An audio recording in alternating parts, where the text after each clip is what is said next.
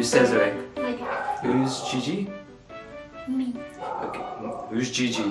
Me. Home rehearsal. Take one. Take one. Yes. Right, so the movie's played on screen, and that Duke was the greatest masterpiece. Alfonso comes on stage. She's angry. And then Gigi, Cesarek! Cesarek!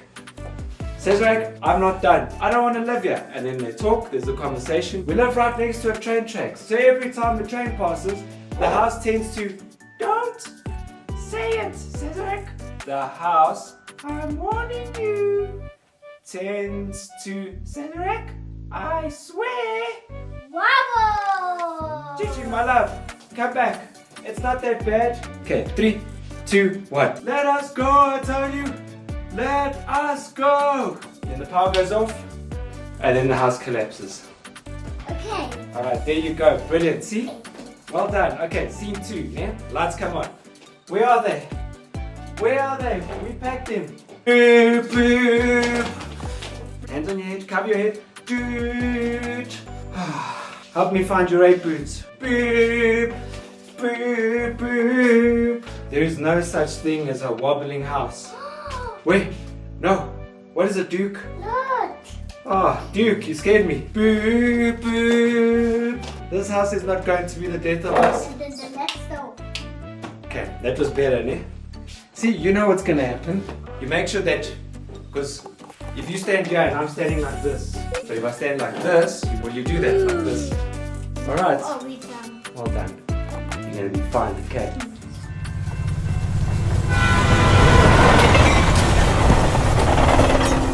We basically had to turn our stage into a wobbly house that is next to train tracks, and whenever a train passes, the whole house shakes and wobbles. And it was very important in the story because eventually what happened was the roof collapsed and actually killed the main character's son. But now, how do you take a big stage and get it to shake? One of the big elements would have been the sound and the visual background. The aim was, first of all, was to make sure that the sound effect was really loud and piercing and created the atmosphere and environment of a train passing.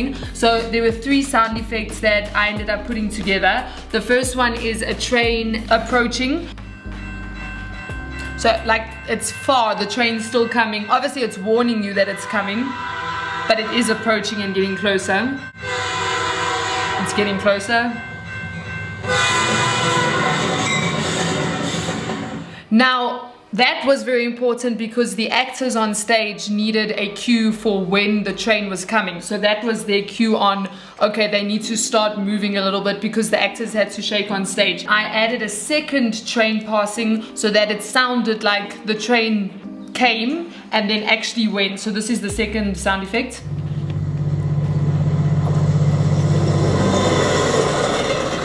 So now it actually sounds like the train is going past.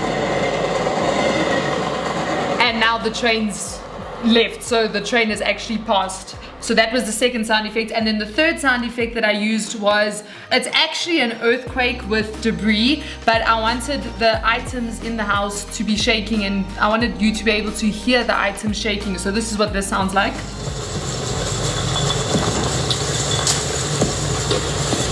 So that's stuff shaking and falling, but now all 3 sound effects together sound like this. So this is the first sound effect. Second sound effect is joining now. And third sound effect.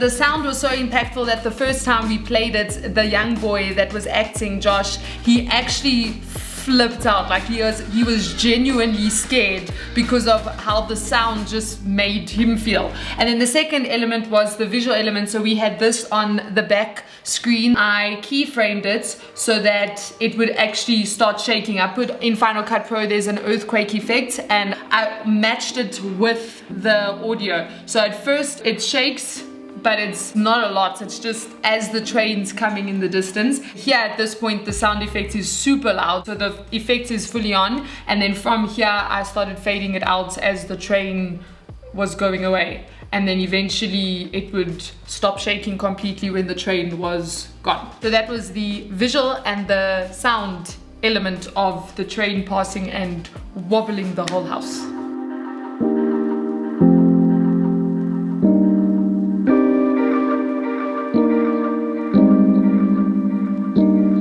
Hey, this is Calvin.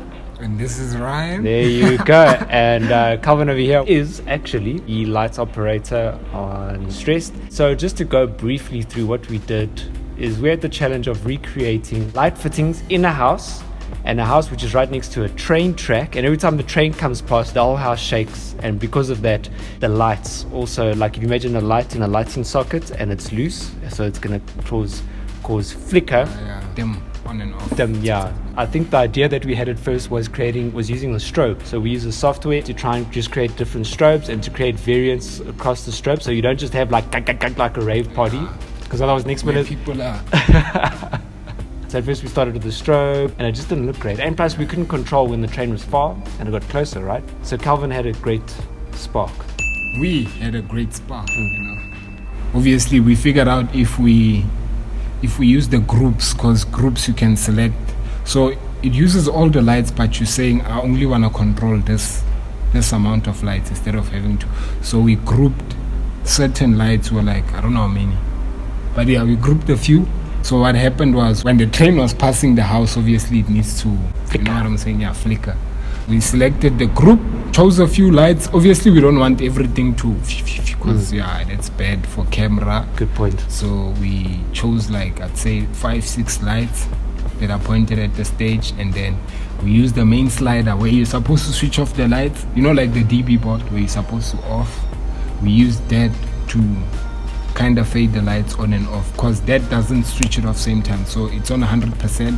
So we don't put it completely at 0. We like play between 20 and 100, so just fading it. We basically control the speed via hand, which was very easy and Which worked. nice. Yeah, Because obviously the train's coming closer, so we were able to hand control it. that's By nice. hand. By hand.